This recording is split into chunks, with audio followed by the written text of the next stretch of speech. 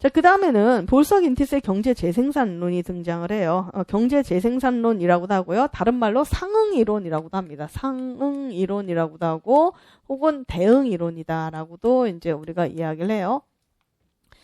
자, 볼석 인티스와 관련해서는 이제 뭘 알아두셔야 되냐면 이 사람들의 이제 주장을 알아두셔야 되는데 일단 이론 경제 재생산론의 주장 결론을 먼저 이야기를 해보면 이 사람들의 주장은 이거예요. 자본주의 사회에서 교육의 구조와 그다음에 경제 구조는 대응된다 혹은 상응된다 라고 해서 대응이론 혹은 상응이론이라고 하는데 대응된다는 얘기는 뭐냐? 쉽게 말해서 닮았다는 겁니다. 그래서 자본주의 사회의 경제 구조와 교육의 구조는 서로 닮아 있다. 그러다 보니까 자본주의 사회의 경제 구조 안에는 그러니까 자본주의 사회의 경제는 자본가가 노동자를 억압하는 구조로 되어 있기 때문에 자본주의 경제 구조 안에 여러 가지 비인간한 현상이라든가 모순 이런 것들 많이 있대요. 근데 이거를 그대로 교육 구조가 담다 보니까 자본주의 사회의 교육 안에서도 그런 여러 가지 비인간한 현상이라든가 여러 가지 모순적인 안 좋은 그런 문제들이 나타난다라는 게 바로 이 사람들의 이야기예요.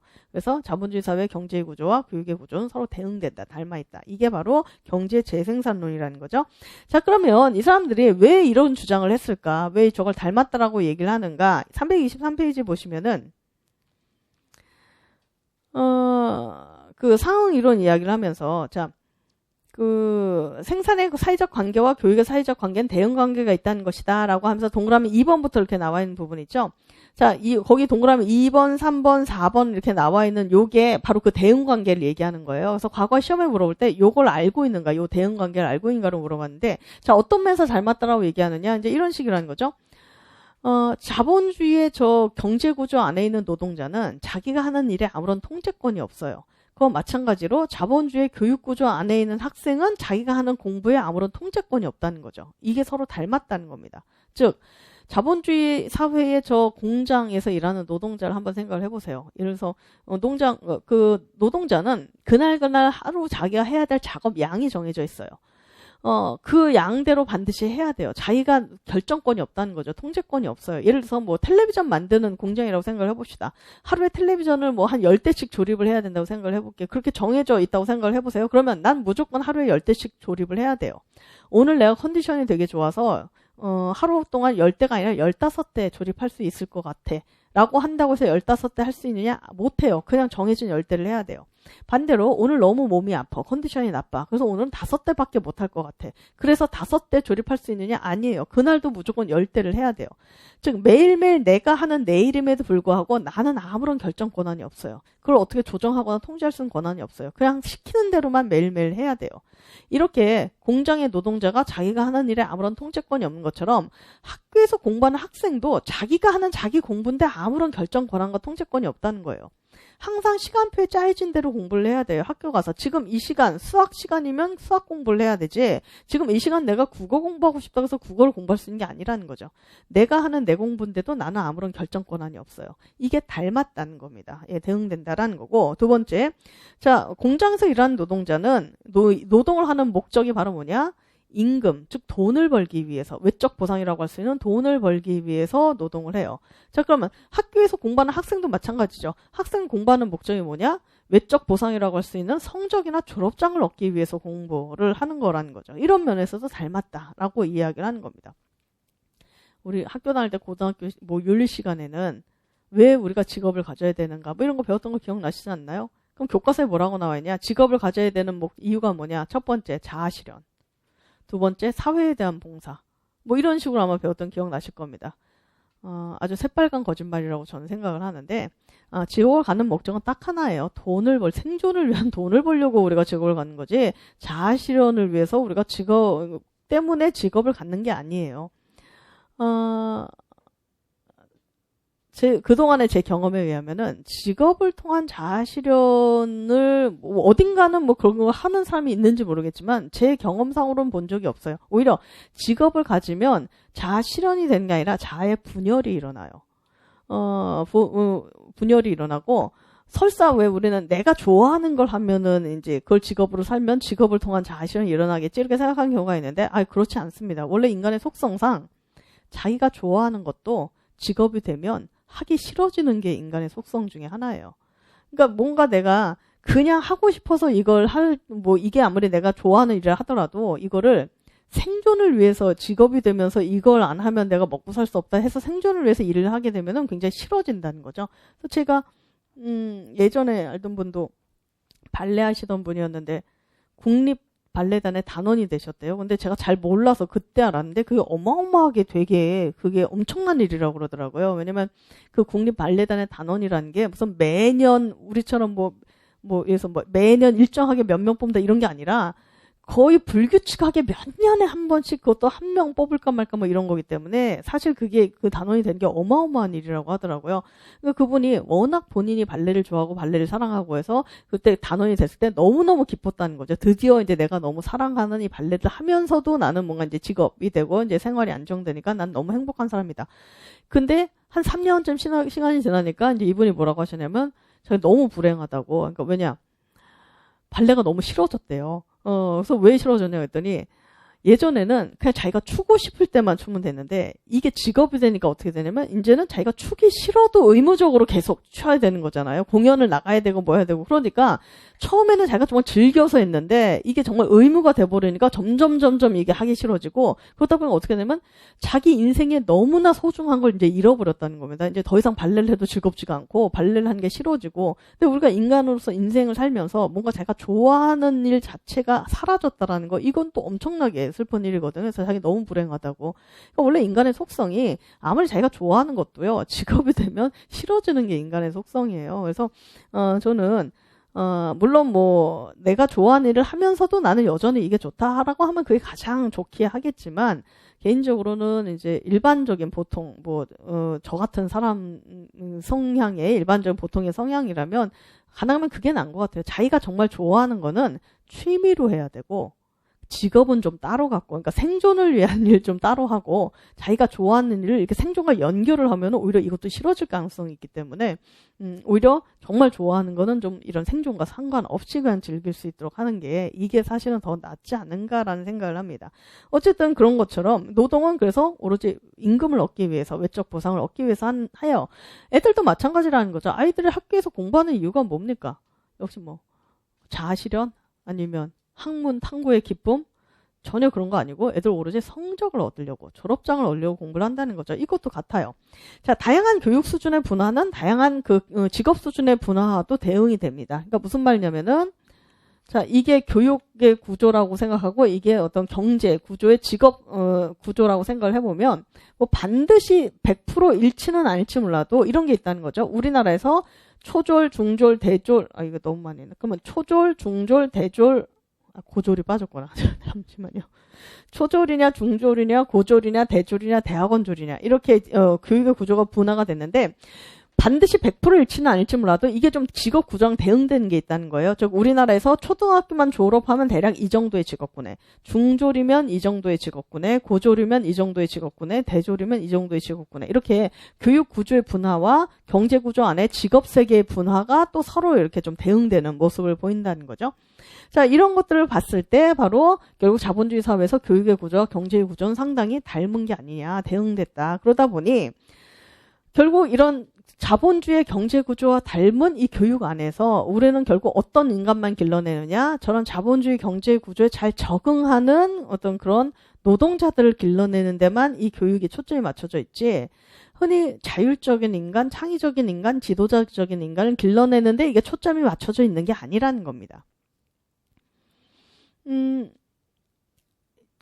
예전에 제가 이제 학부 때, 대학교 다닐 때 저희 옆집에 당시 고등학교 2학년 남학생이 살고 있었어요. 근데 그 학생이 되게 공부를 잘한다고 소문이 많이 났었습니다. 그래서 우리 어머니가 반상회나 이렇게 아니면 옆집 이렇게 놀러 갔다 오면 항상 이제 야, 이번에 그 옆집 학생 또 전교 1등을 했다더라. 이런 이야기를 많이 하셨어요. 저는 그때 이제 우리 어머니한테 뭐라고 했냐면 제발 그런 거짓말에 속고 다니지 말라고 우리 어머니에게 말씀을 드렸어요. 왜냐면 우리 어머니는 제가 중학교 1학년 때부터 개 모임만 갔다 오면 다 전교 1등이라고 그랬거든요. 누구네 집 아들도 전교 1등, 누구네 집 딸도 전교 1등. 그래서 그때만 해도 제가 좀 순진했기 때문에 막 고민을 했던 기억이 있어요. 왜 유난히 내 주변에 이렇게 전교 1등이 많을까? 전교 1등이라는 게 원래 이렇게 쉽지가 않잖아요.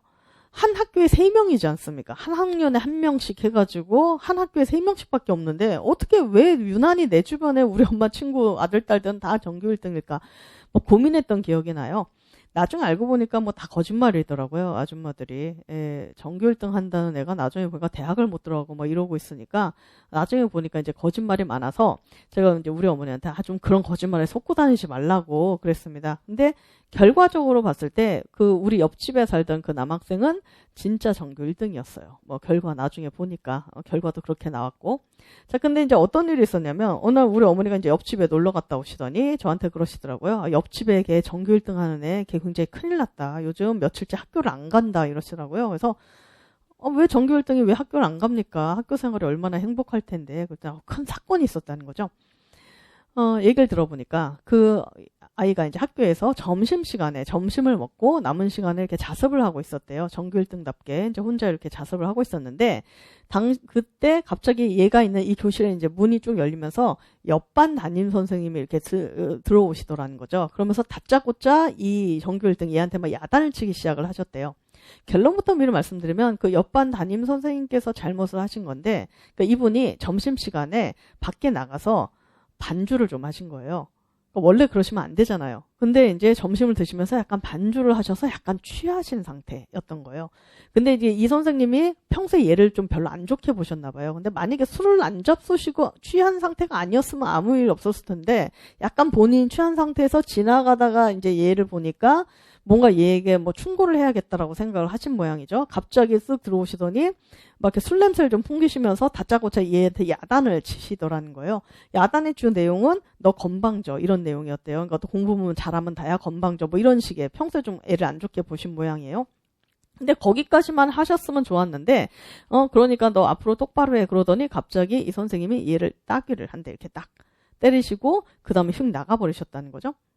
자, 얘 입장에서는 너무나 황당한 일이 벌어졌습니다. 자기는 그냥 혼자 자습하고 있었는데 갑자기 선생님이 술 잡수시고 들어와서 나를 때리고 갔으니.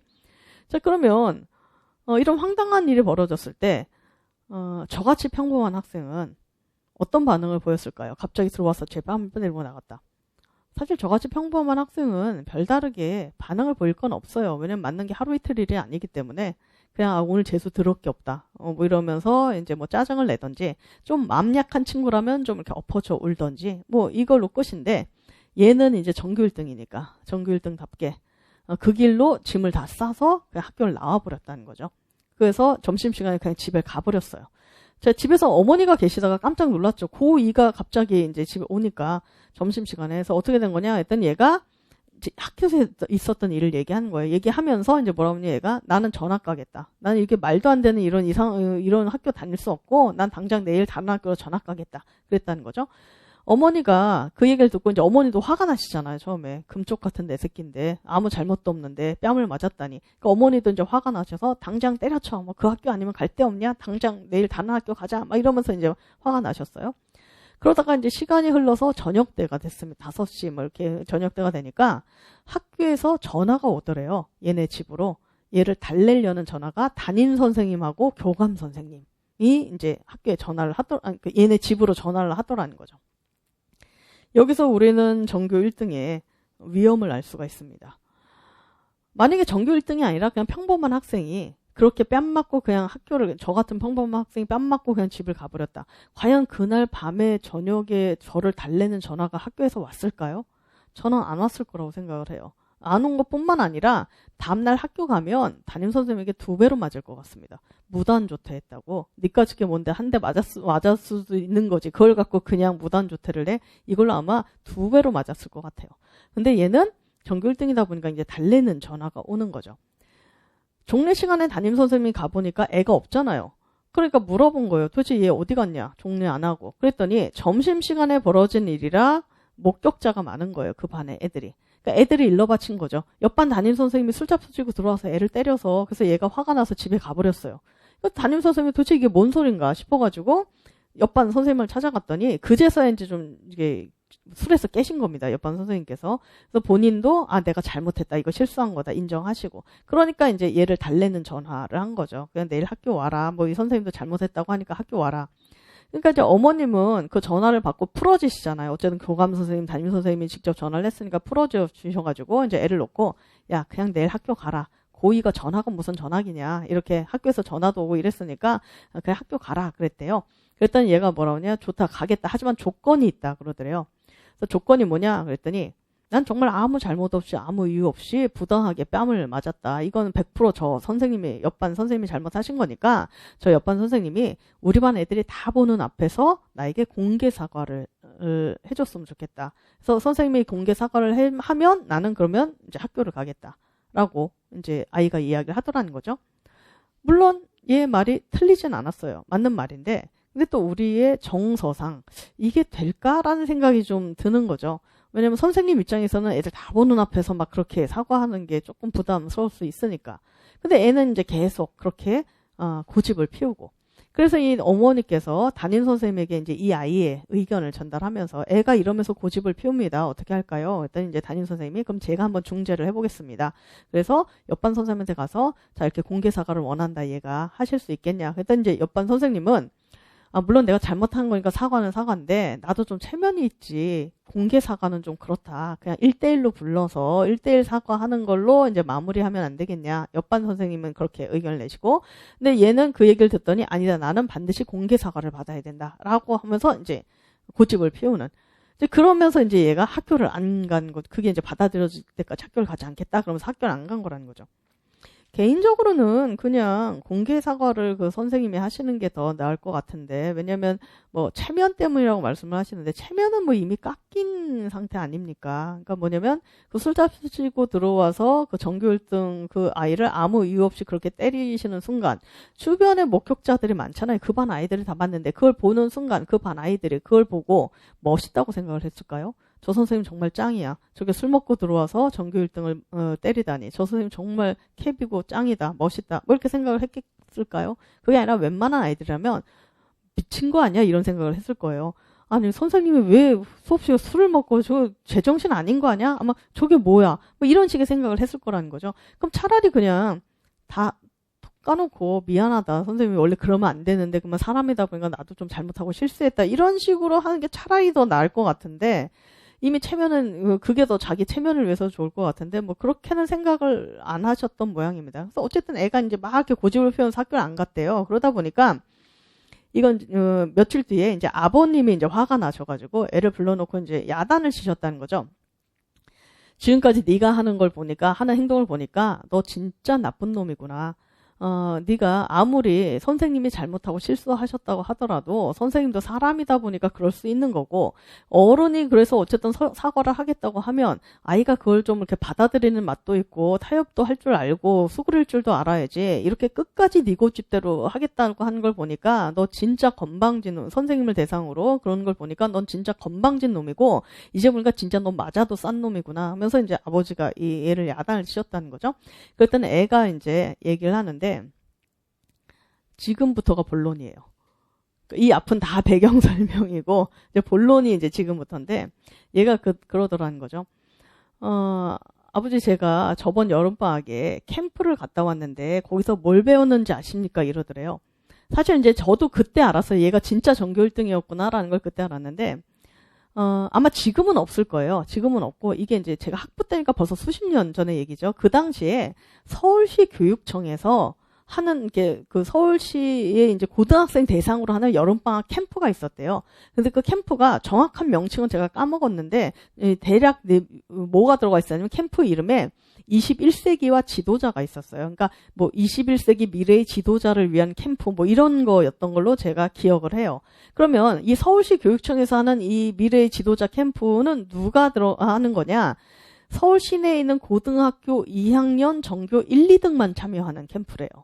그러니까 당연히 저는 몰랐어요. 이런 게 있는 줄도 몰랐어요. 그런 캠프의 존재도 저는 몰랐는데, 근데 얘는 그 해에 본인이 거기에 해당이 돼가지고 그 캠프를 다녀왔다는 거죠. 3박 4일. 근데 얘가 그러더라는 거예요. 아버지 제가 이번에 그 캠프를 다녀왔는데 그 캠프에서 제가 뭘 배우는지 아십니까? 그러더래요. 그래서 뭘 배웠냐? 그랬더니 딱 하나를 배웠대요. 딱 하나를 굉장히 강조했는데 그게 바로 뭐냐면 네가 판단할 때 옳다고 생각한다면 부모님 말씀, 선생님 말씀도 듣지 말아라를 가르쳤대요. 그래서 나는 이번 이 사건은 내 판단이 옳다고 생각하기 때문에 난 절대로 타협할 수 없다. 나는 그래서 이제 이걸 고집할 수밖에 없다. 이렇게 이야기를 하더라는 거죠. 자, 어떤 생각이 드십니까? 만약에 여러분들의 머릿속에 그렇구나. 그 당시 그 캠프에서는 그런 걸 가르쳤구나. 라는 생각만 떠오르고 끝난다면 이건 굉장히 슬픈 일이에요. 왜냐면 교사가 되실 분들이기 때문에. 이거는 어마어마한 이야기예요. 너무너무 충격적인 얘기예요. 이 충격의 강도는 우리가 행동으로 표현하자면 제가 이 말을 뱉는 순간 네 판단이 옳다고 생각한다면 선생님 말씀, 부모님 말씀이라도 듣지 말아라를 가르쳤다라는 이 말이 이제를 뱉어지는 순간 우리는 모두 일시에 다 비명을 질러야 돼요. 그리고 모두 다 가슴을 쥐어 뜯으면서 서럽게 울어야 돼요. 이 중에 일부는 이 책을 다 박박 찢어버려야 되고 일부는 막 이제 통곡을 하면서 막 저 길거리로 나가서 소리를 질러야 돼요. 그 정도로 이거는 엄청나게 충격적인 얘기예요. 왜 이게 충격적인 거냐? 아마 여러분들도 비슷할 거라고 생각을 해요. 뭐 저같이 평범한 학생은 비슷하다고 얘기하면 안 되지. 그럼 여러분 빼고 그냥 저같이 평범한 학생은 태어나서 학교를 다니면서 이날 이때까지 제일 많이 들었던 말이 뭐냐? 말 좀 들어라요. 시키는 대로 해라. 니까지 것들이 뭘 한다고 설치냐. 부모님 말씀, 선생님 말씀 잘 들으면 자다가도 떡이 생긴다. 저는 이제 50이 된 이 나이에도 우리 어머니가 아직도 저한테 그러세요. 네가 뭘 한다고 설치냐. 니까지 게. 그 엄마가 시키는 대로 해라. 엄마 말 들어라. 저는 이 나이에도 여전히 그 말을 들어요. 그런데 얘네들한테 뭘 가르쳤다고요? 듣지 말아라를 가르쳤어요. 도대체 이게 무슨 말입니까? 똑같이 고등학교 2학년인데 똑같이 17살인데 우리들은 주변인이라면서요. 우리들은 질풍노도의 시기이라면서요. 우리는 아직 청소년이라서 아직 판단 능력이나 이런 것들이 완전하지 않다면서요. 그러니까 선생님 말씀 들으라면서요. 부모님 말씀 들으라고 하면 그렇게 얘기했잖아요.